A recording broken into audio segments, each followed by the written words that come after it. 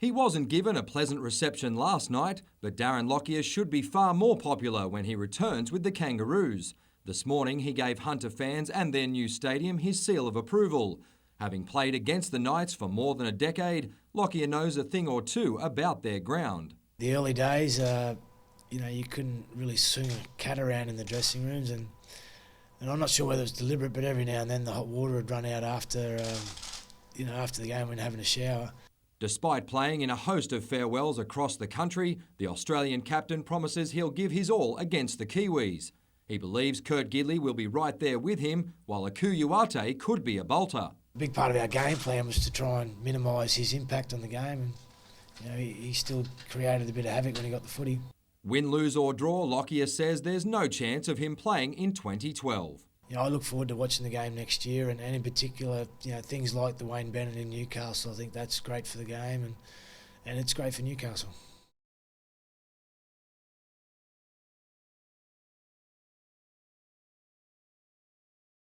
From Lake Macquarie, Maitland, of course from the Hunters, we've got 3 teams ourselves, the Central Coast. So we've got a magnificent local content that's going to be competing on this weekend's finals.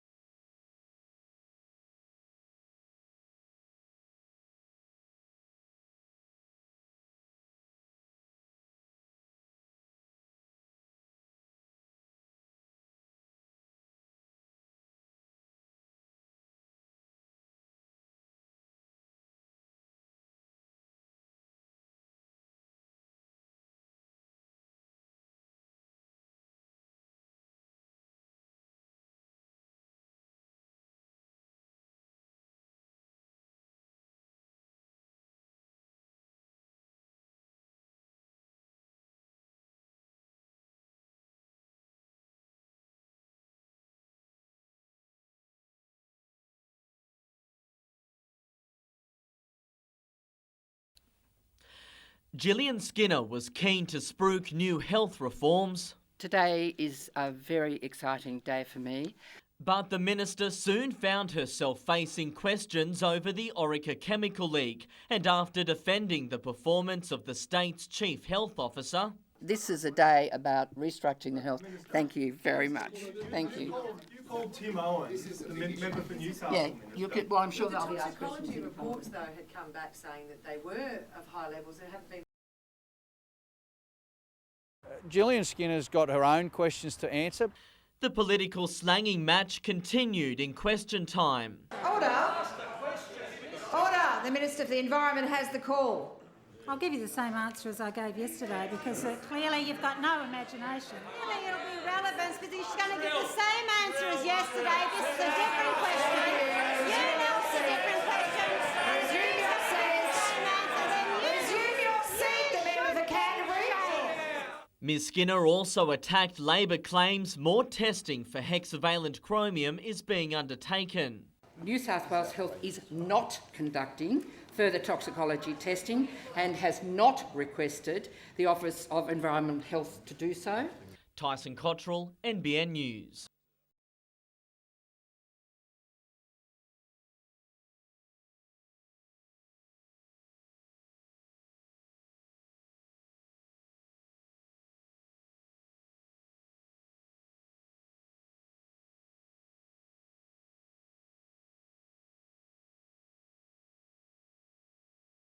The advice we've had is that even though there has been some lead deposited along the pipeline corridor, that it was low levels of lead and that the best solution that were suggested at the time was to leave it in situ.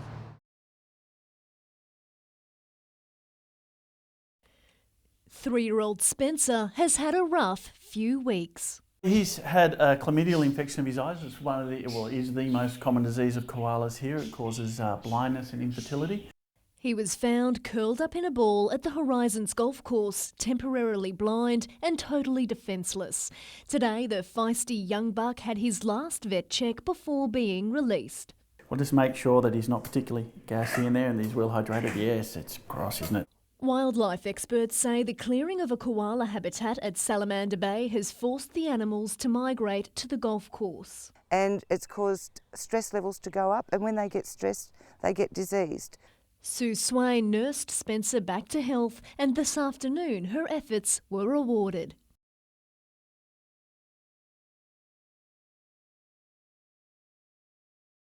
But she's worried proposed changes to Port Stephens Council's tree preservation order, which would allow residents to cut down large trees on their properties, will further impact on the area's koala population. These trees that are in the backyard, these food trees, they're vital refuge trees. The Mayor says it will only apply to dangerous trees that hang over homes. We've got to be fair about it. People do need to be safe in their home, and these people feel unsafe when these large trees, and they are large, some of them around the areas you'll see, are going to give them danger and angst. Madeline McKell, NBN News.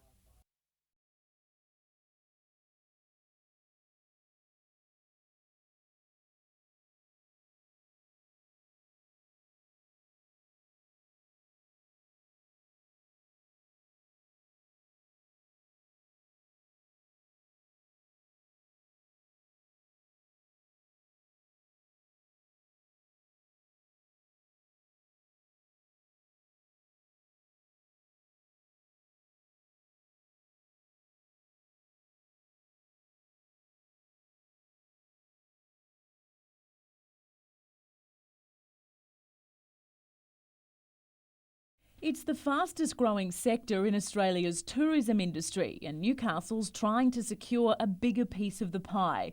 The annual Cruise Down Under conference is being held in Newcastle over the next couple of days, showcasing what the port has to offer. It is really important for the local destination to put on a great show, and they take away those messages and share them amongst the cruise industry to promote the region. More than 100 delegates from around the world will talk about where the industry is heading and also get a taste of what the Hunter has to offer. Delegates will be coming to Fort Scratchley and walking within the historic grounds, sampling great Hunter wines, produce and beers.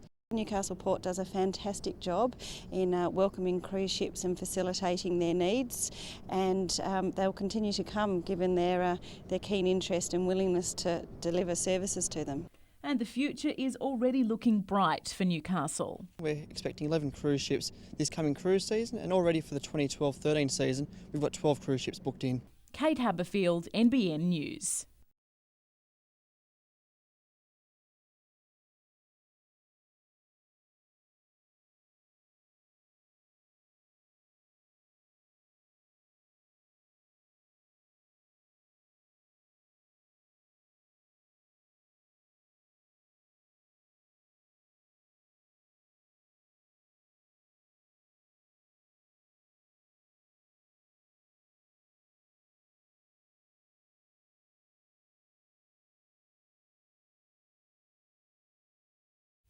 For parents and carers of children with disabilities, helping them live a normal life is a priority.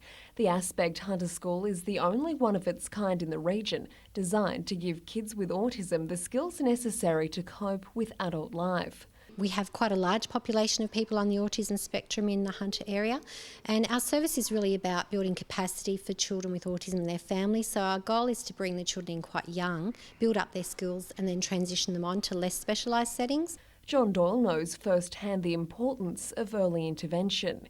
His sister was diagnosed with autism at the age of 10, but sadly she didn't receive the type of care provided by schools like this. So there was no early intervention for her, and as a result she needs 24 hours care 7 days a week.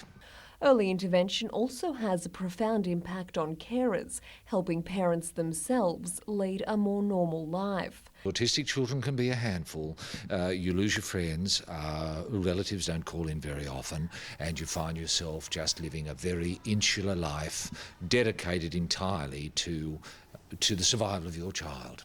Tonight, John will join the other half of Roy and HG for a charity dinner in support of the new standalone Aspect Hunter School being built at Thornton. We're about to commence the building project and we're hoping that it'll be ready by the end of the year. Kath Landers, NBN News.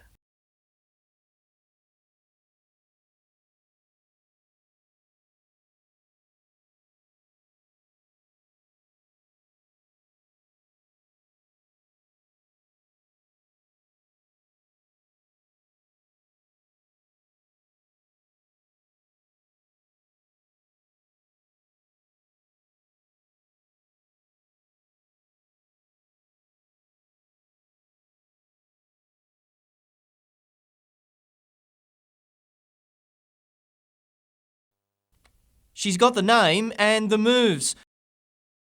Latana Mundine even has her cousin Anthony's confidence. I can box, I can brawl. You want to rumble, we'll rumble. That's me. On Saturday night, the 27-year-old will step into the ring for her second professional fight. While a head cold has made training tough, Mundine is upbeat about her chances against former kickboxer Natasha Bremer. She's going to come, aggressive fighter, but I'm just going to box. Stick it and move, baby. Stick it and move. And she certainly knows how to stick it.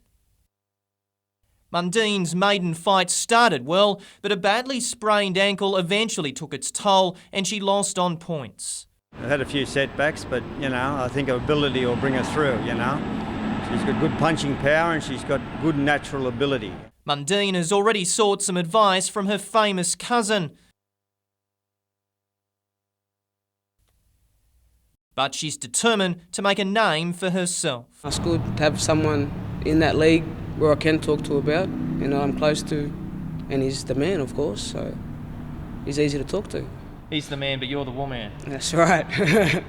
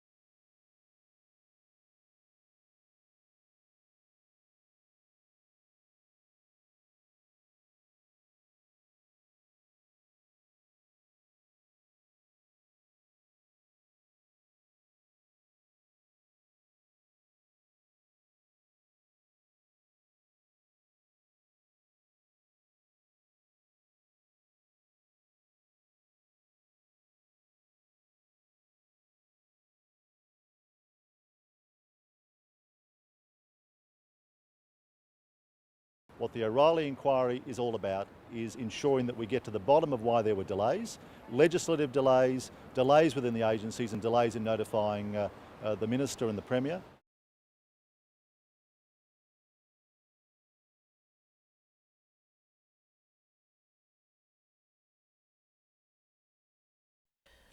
Life's slowly getting back to normal for Dick McGuigan. The 62-year-old was shot in the stomach during an armed robbery at the Waterboard Bowling Club at Northampton 10 weeks ago.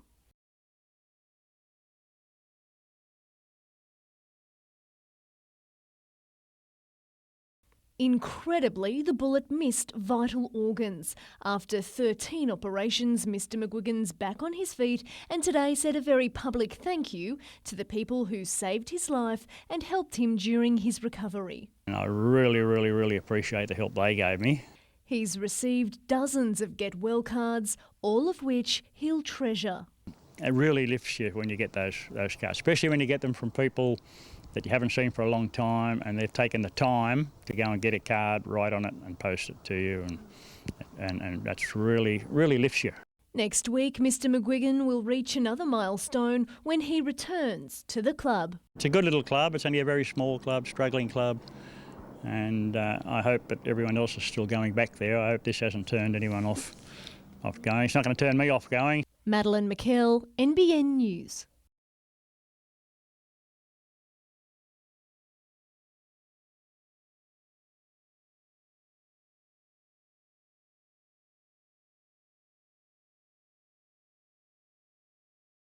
It's just a huge boost for us, both professionally and as a morale as well issue. We have all the latest equipment, the facilities for forensic processing of offenders and equipment.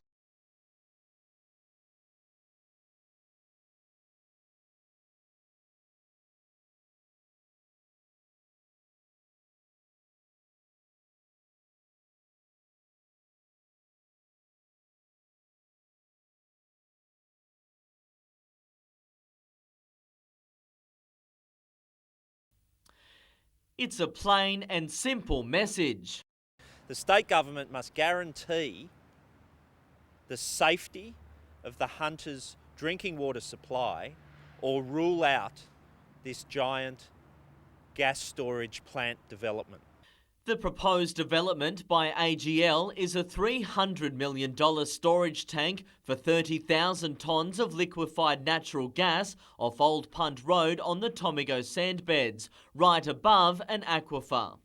An AGL spokesperson says the company is confident the facility will have no impact on water resources, given it will have no contact with the aquifer.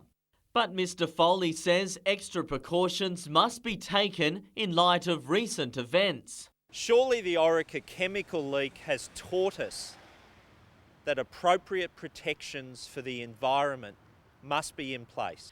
AGL argues it has a comprehensive environmental assessment in place which will address all concerns. As well as the gas storage plant, Eastern Star Gas wants to build a gas export facility on Kooragang Island, and Dart Energy wants to drill for gas at Fullerton Cove. There's plenty of exploration going at the moment in terms of gas and coal seam gas, and that should be applauded, as long as all environmental factors are being taken into consideration. Tyson Cottrell, NBN News.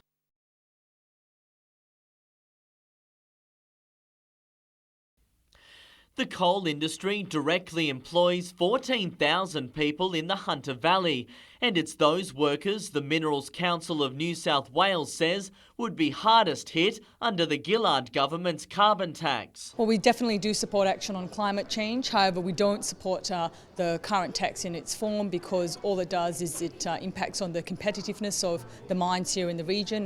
Attending a carbon tax conference in mining heartland today, more than 100 stakeholders who could be affected by the carbon tax.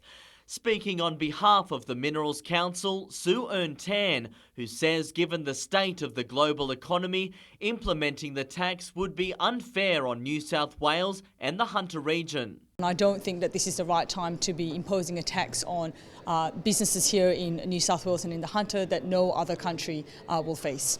As for negotiating with the government on the tax, well, we've been talking to the government for a very long time about doing a scheme that actually ensures that it protects the competitiveness of the mining industry. Newcastle MP Sharon Grierson, however, says Treasury modelling shows key sectors of the Hunter economy will continue to grow under a carbon price, and that if the tax isn't implemented, the opportunity for green jobs will be missed. Tyson Cottrell, NBN News.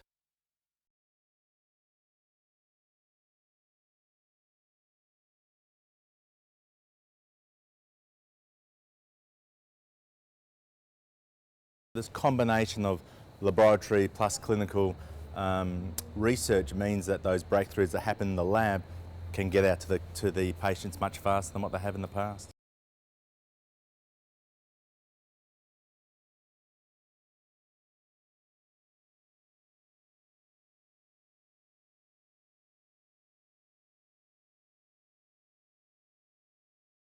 This was Ben Rogers signing off. I'll officially retired from rugby league today.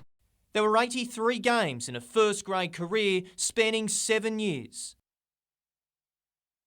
The 26-year-old played 30 times for the Red and Blue. I'm a simple type of bloke. I probably since I was 5-year-old, I wanted to play at the top level, and I've been lucky enough to do that, so I'm happy I ticked that box. Took his footy pretty serious, and I know this particular decision has been weighing on his mind for a long time now.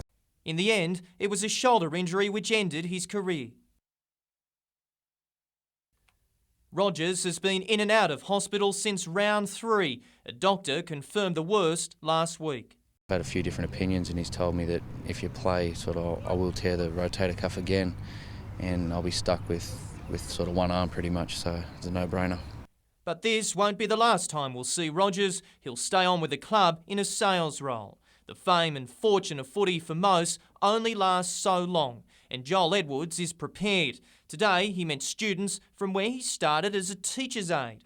Who's your favourite teacher at Nalkaba? Joel. Joel Edwards. Good answer. Why? Because he plays football.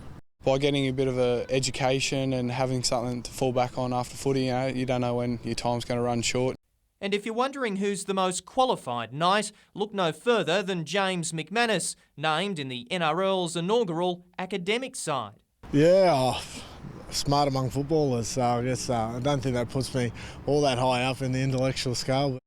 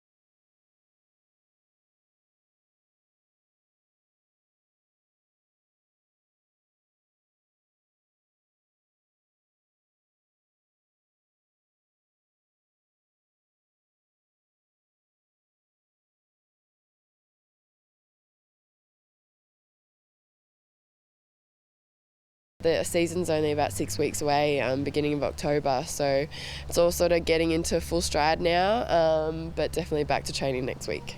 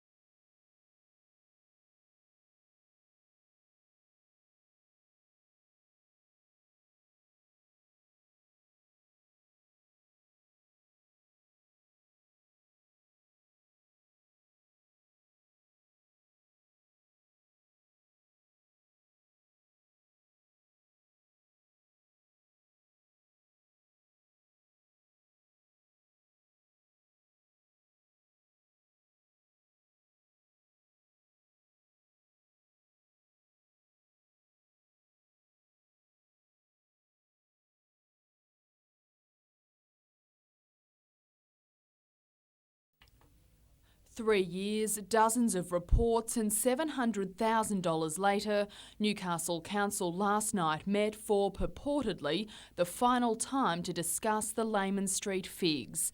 Councillors spending the best part of an hour discussing a motion to bring in a third party to resolve the matter.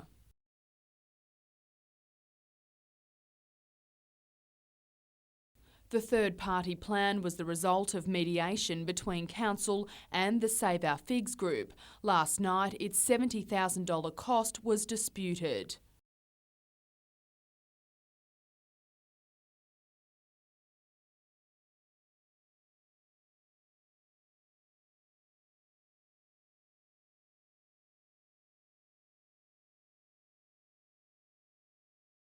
The motion was eventually voted down 6-5.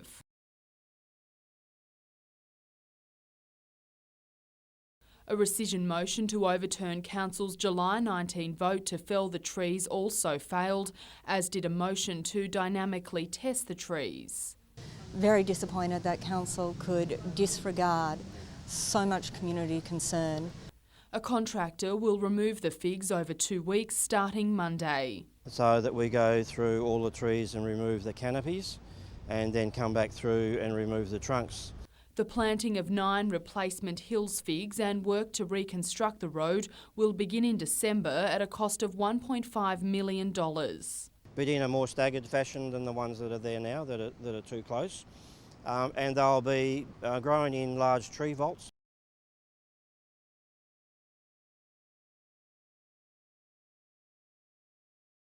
A vast expanse of water, but only one tricky way in or out. Authorities today led a flotilla of 30 Sydney-based boats through the notoriously troublesome Swansea Channel.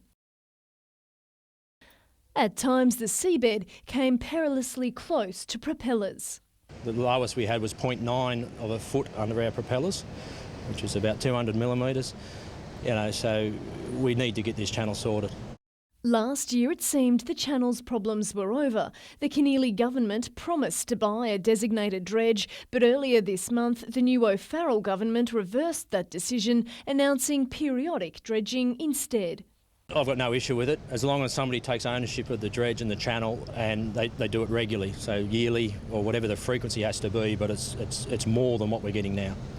Mr Binkin believes if the channel was clear, the number of tourists coming to sail and motor about the lake would skyrocket.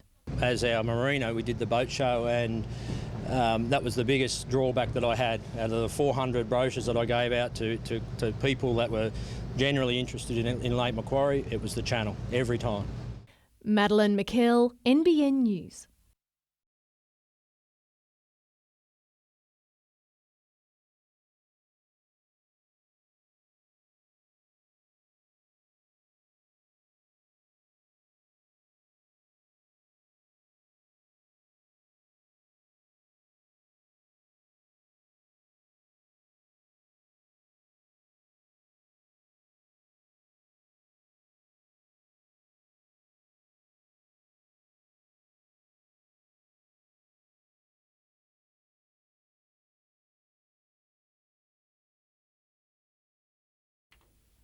It's not Milan, Melbourne or Paris, but it's just as hectic backstage in Newcastle. Designers are making sure even the smallest details are just right ahead of tonight's sold-out fashion show. From the clothes to the all-important catwalk.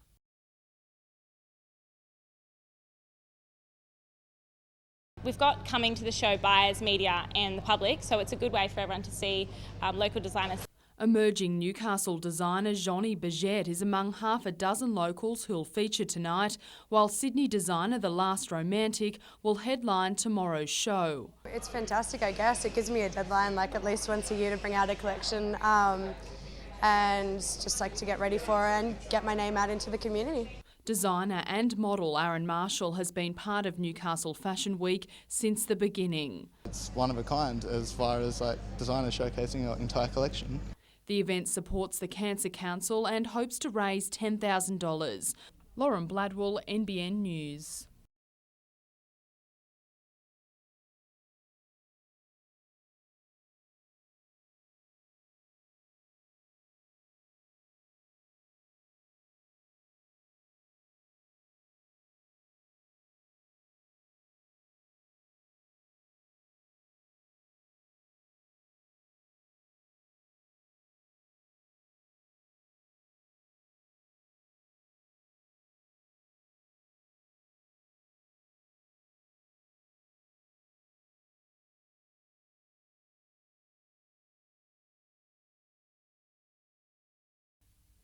The final round clash between Souths and Wests left both sides battered and bruised, but the clubs can't wait to lock horns again this Sunday. There's a great buzz around the club, everyone's getting to training early and all 3 grades in the semi-final this week, and hopefully we can get all them grades up.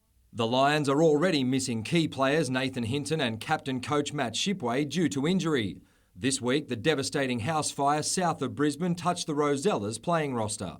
So we've lost James Apoy and Gus Brown to that. They've had to go obviously back to Brisbane for family reasons, and our hearts go out for them this week. Wests will look for another lift from inspirational captain Jermaine Ale.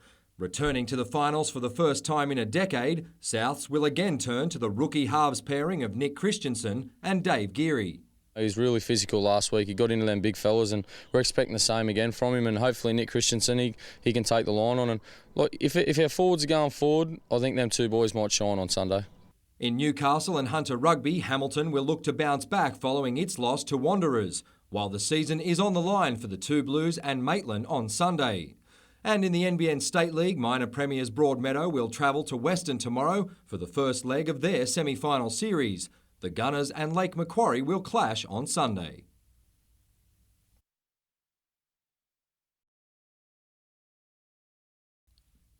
Maitland came agonisingly close to winning the state title last year, denied by Manly in a thriller. I sat here on the corner and watched that game, and it was gut-wrenching to watch, and that's been a motivating thing all year. Tomorrow night, the Hunters will need to overcome the Sea Eagles in order to reach the grand final on Sunday. They're last year's champions, and they've been boosted with the return of Carl King and Luke Cooper from the Sydney Kings. Having already beaten Manly twice this season, Newcastle's players believe a potential home court sellout of 2,000 people will be the key to another victory. They're walking in not knowing what this place is going to be like. We're walking in knowing exactly what it's going to be like, so huge advantage for us, I think. The Hunters will be without former NBL point guard Josh Morgan, but the coach is confident the title will return to Newcastle for the first time in a decade. It's taken us a little while, but I think we've adjusted well. Young Michael Wilson stepped up, and veteran Matt McGovern has been leading the team very well.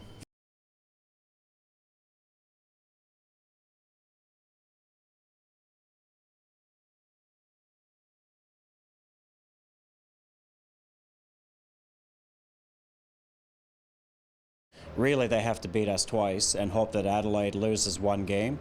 So for them, they're going to come down here flying. And Amato, who's the top goal scorer in the lead, you'll see some magic from him. He's a pretty good player.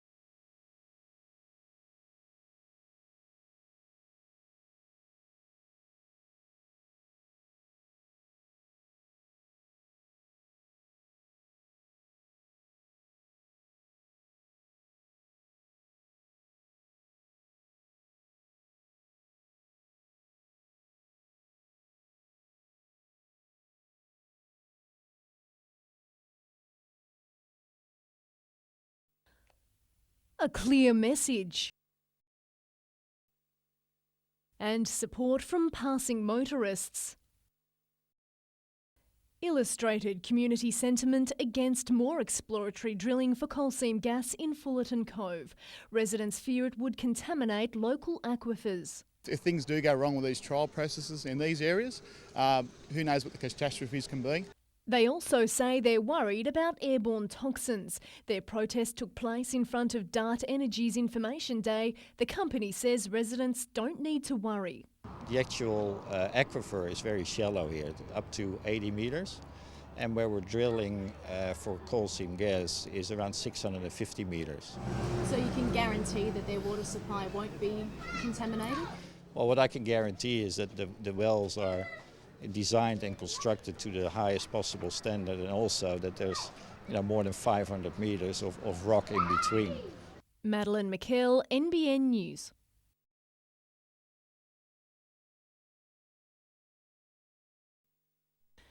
Just 6 months old, tiny Eli has had a hard life. He was orphaned after his mother was hit by a car in Port Stephens.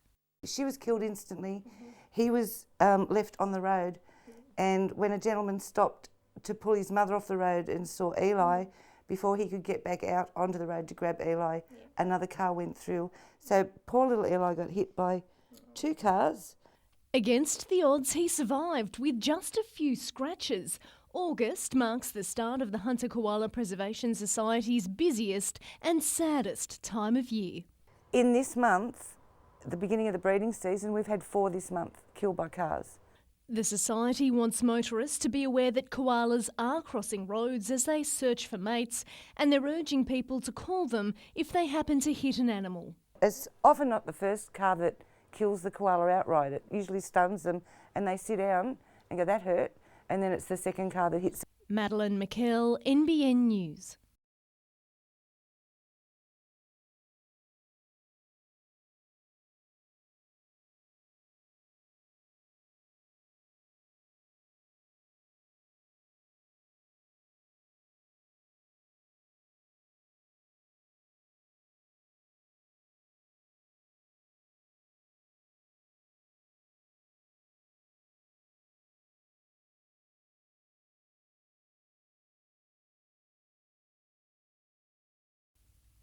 Hamilton was looking to bounce back after a shock loss to Wanderers, and early on Ricky Maven made it look easy. Not to be outdone, Southern Beaches hit back through the boot of Matthew McLaren. Next time around they passed up a shot at goal and it paid dividends, Tom Foley spinning his way over to give Beaches the lead.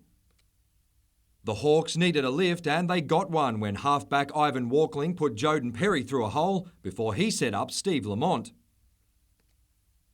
Hamilton pushed further in front when a Beaches mistake at the line-out handed Steve Sione a gift. Just as it looked like the defending premiers were on course for a blowout, a McLaren intercept gave the underdogs some hope. Beaches scraped into the lead after the break courtesy of another penalty, but 2 tries to the Hawks, including another to Sione, ensured Hamilton would get the first crack at the Greens in the finals.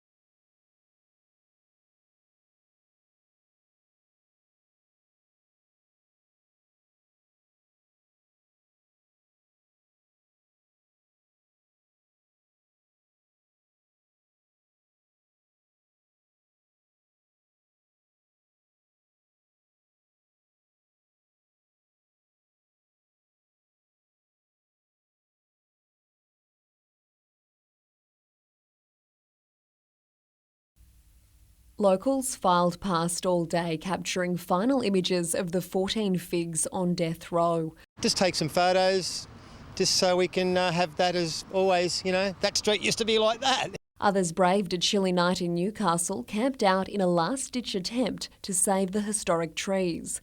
Save Our Figs claims to have got its hands on the original radar reports commissioned by Council in 2009.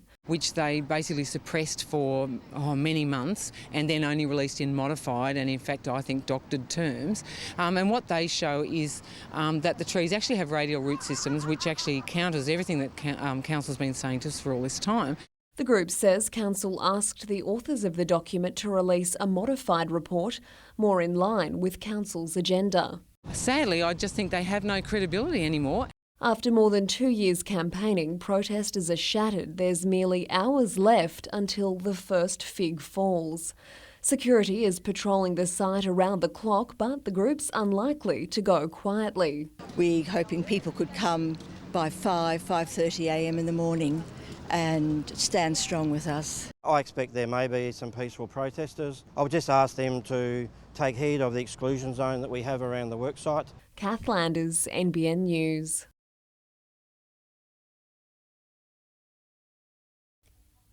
With the fiery final round clash still fresh in everyone's minds, Souths took exception to this hit and it was on again.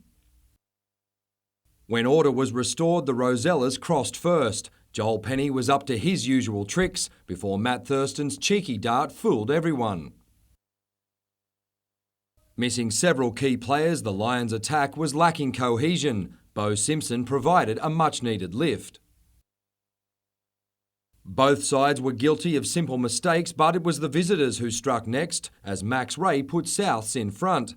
The home side struck back as Penny showed why he's one of the competition's best fullbacks. Another long run and Thurston had a double. After the break, the Lions breathed life into the contest with a try out wide to make it a 6-point game. From there, it was smooth sailing for the Rosellas.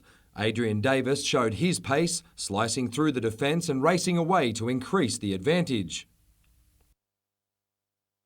When Thurston turned provider for Davis, Wests had booked a clash with Maitland and a shot at the grand final.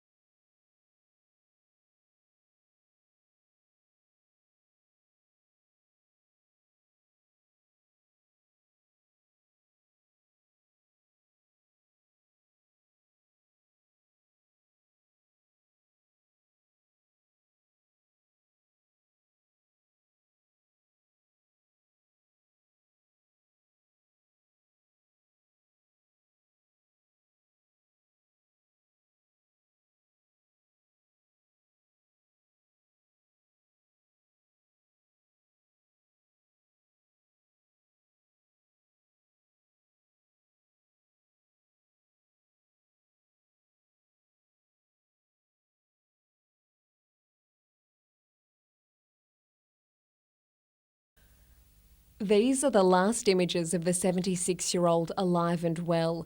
Less than an hour after this CCTV footage was taken, he was found beaten, bloodied and slumped in a train carriage at Fassifern Station. The man, who's yet to be identified and is thought to be homeless, was taken to hospital but later died from his injuries. I've been around for 26 years and this is just one of the most cowardly attacks I've seen on a gentleman of that particular age group. Police believe the man's a Sydney resident and had spent the night riding the Central to Newcastle line. They'd like to speak with anyone who may have seen him in the hours leading up to the attack. That train left Newcastle Station at 3:59 a.m. on Friday morning, and we're particularly interested to speak to anyone who may have been on that carriage between Newcastle and Cardiff railway stations.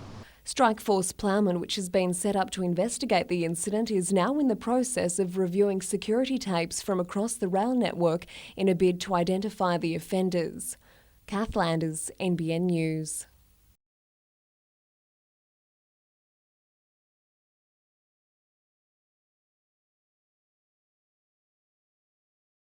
And they've done just that, for now at least.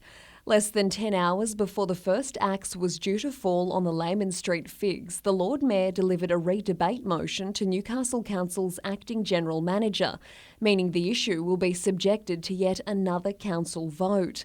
His main concern was the lack of consultation and transparency leading up to last week's decision to remove the trees. Now, there's a fundamental flaw in what happened last Thursday night, and it's simply that the council was not fully briefed on the outcome of the mediation. That's totally wrong, and in fact it was the mediation process was quite clear and specific that the motion was to come to, a report was to come to council, and council was to make a decision whether or not determination was the appropriate action, and that is exactly how it happened.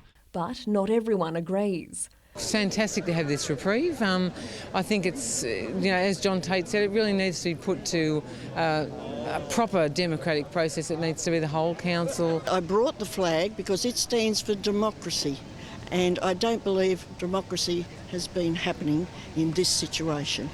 The next extraordinary meeting to vote on the issue will be held on September 13. Kath Landers, NBN News.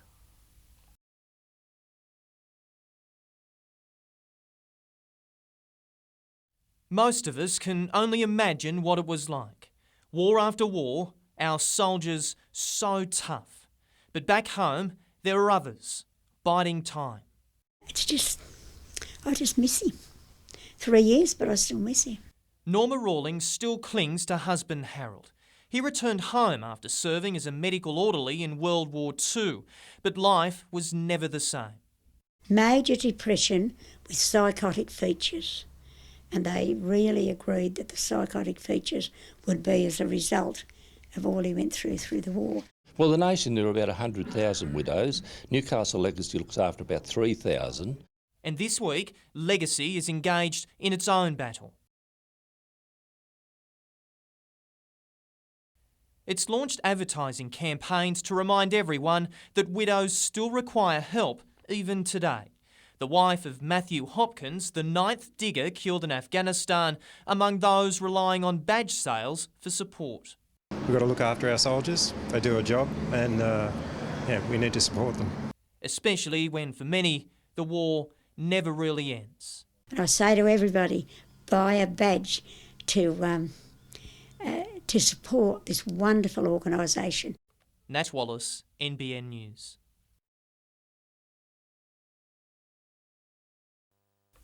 Amy V's star is rising fast.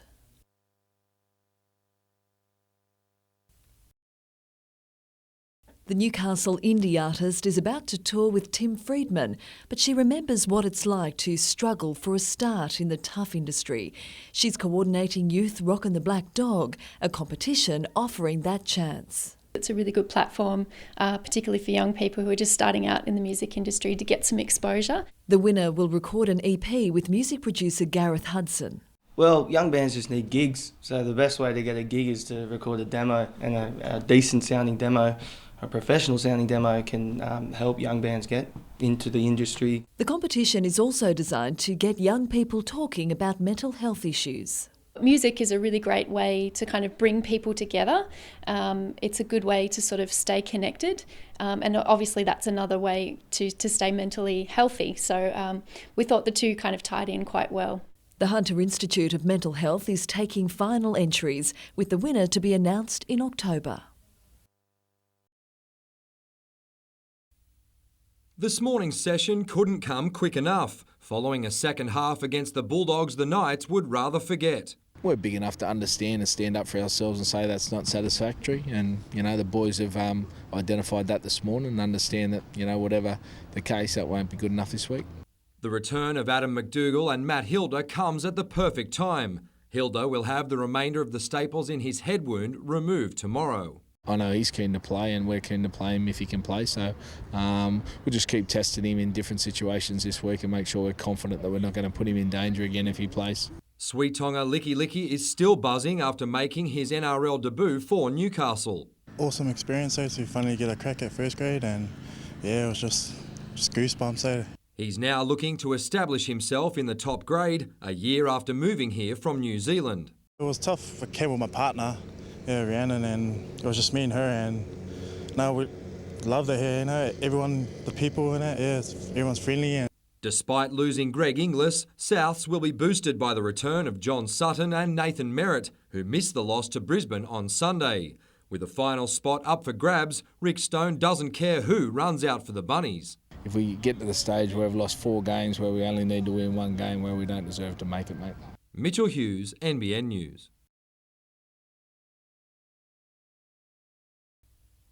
Down by 16 heading into the final quarter, top scorer Ryan Klein provided hope of a comeback.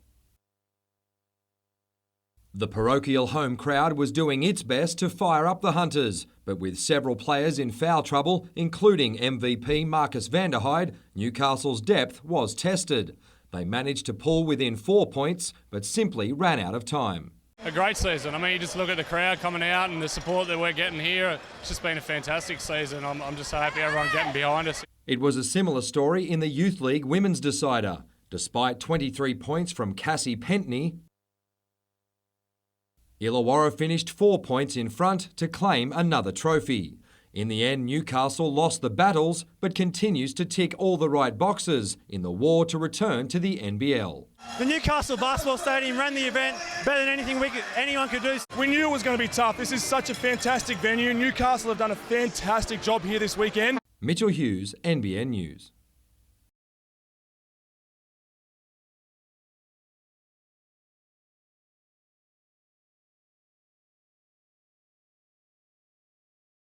We've knocked them out. We've won grand finals against them. They've won grand finals against us. We know each other really well.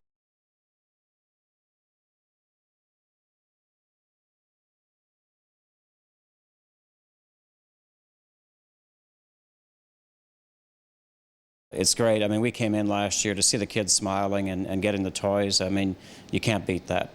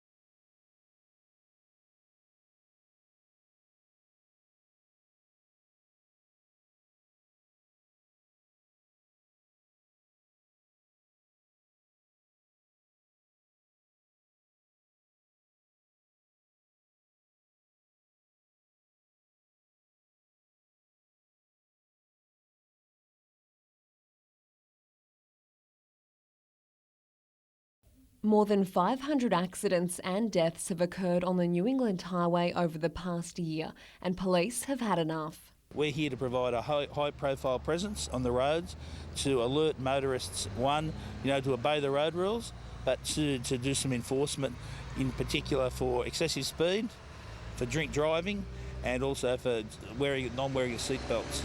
Members of the Traffic Strike Force in Sydney have been brought in to assist local police with Operation Cross, now underway in the Upper Hunter. The crackdown's focusing on more than just drink driving and speeding in a bid to make local roads safer. We have the automatic number plate recognition vehicles. We have 2 of them here that will automatically pick up unregistered vehicles or vehicles of interest to the New South Wales Police. Do you like to see things like this? Does it make you feel safer on the road? Yeah, it does. It does. I would like to see it more at night, particularly on rural roads, which I travel home. Do initiatives like this sort of make you think twice about breaking road rules? Yep. Kath Landers, NBN News.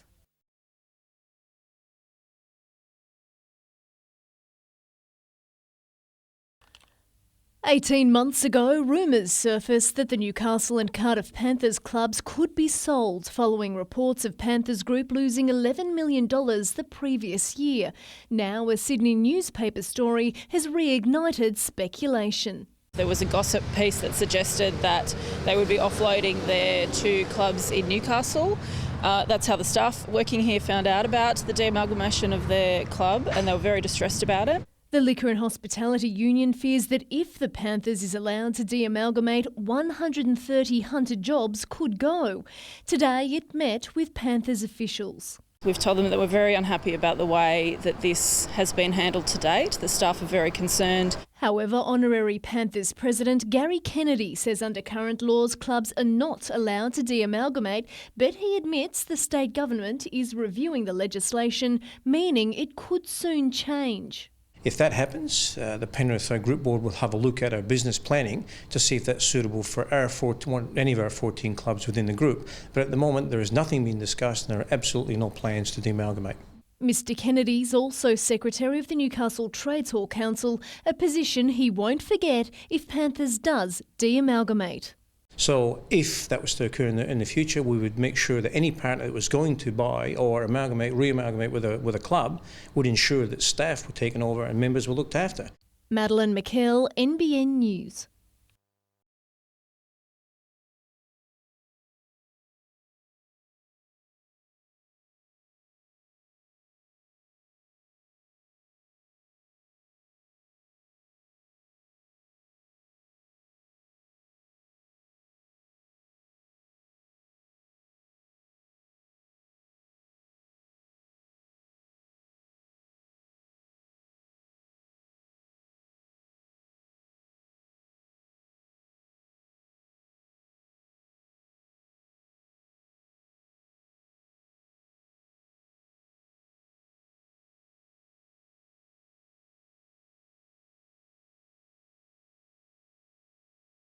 Means that it's going to be a lot easier for us to get down onto the beach with Gabe, to access the whole of the beach, go around to the rock pools that we haven't been able to go around and have a look at for a number of years.